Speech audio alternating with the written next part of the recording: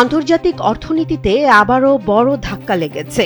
Iran যুক্তরাষ্ট্র উত্তেজনা, শক্তিশালী মার্কিন ডলার এবং জ্বালানি তেলের দামের ওঠানামার মধ্যে বিশ্ববাজারে স্বর্ণের দাম নেমে এসেছে 2 মাসের মধ্যে সর্বনিম্ন পর্যায়ে।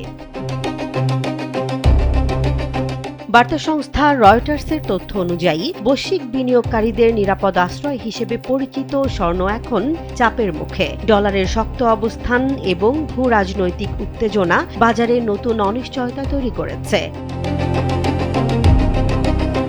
স্পট মার্কেটে স্বর্ণের দাম 1.7% কমে প্রতি আউন্সে দাঁড়িয়েছে $4,380.62, যা বাংলাদেশি মুদ্রায় প্রায় 5,38,300 টাকা। এটি গত 26 মার্চের পর সর্বনিম্ন। একই সময়ে জুন ডেলিভারির জন্য মার্কিন স্বর্ণ ফিউচারও 1.6% কমে নেমেছে $4,377.10, যা বাংলাদেশি মুদ্রায় প্রায় 5,37,950 টাকা। শুধু স্বর্ণ নয়, অন্যান্য মূল্যবান ধাতুতেও দেখা গেছে বড় পতন। রূপার দাম 3% কমে নেমেছে প্রতি আউন্স $72.37। প্লাটিনাম কমেছে 1.4%, দাঁড়িয়েছে $1,890.81। আর প্যালাডিয়ামের দামও 1.9% কমে নেমেছে $1,364.26।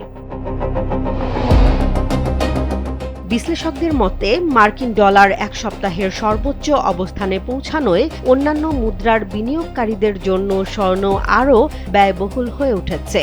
এতে চাহিদা কমে চাপ তৈরি হয়েছে দামেও। স্টোনেক্সের সিনিয়র বিশ্লেষক ম্যাট সিমসন বলেছেন, শান্তি চুক্তি নিয়ে আসার কথা শোনা গেলেও বাস্তবে অগ্রগতি না থাকায় ডলারের চাহিদা শক্তিশালী রয়েছে, যা স্বর্ণের ওপর বাড়তি চাপ সৃষ্টি করছে।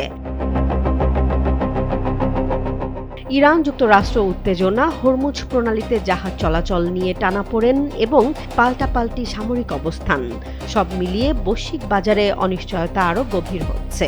বিশ্লেষকরা বলছেন, এ ধারা চলতে থাকলে আগামী দিনগুলোতে স্বর্ণ ও অন্যান্য ধাতুর বাজারে আরও অস্থিরতা দেখা যেতে পারে।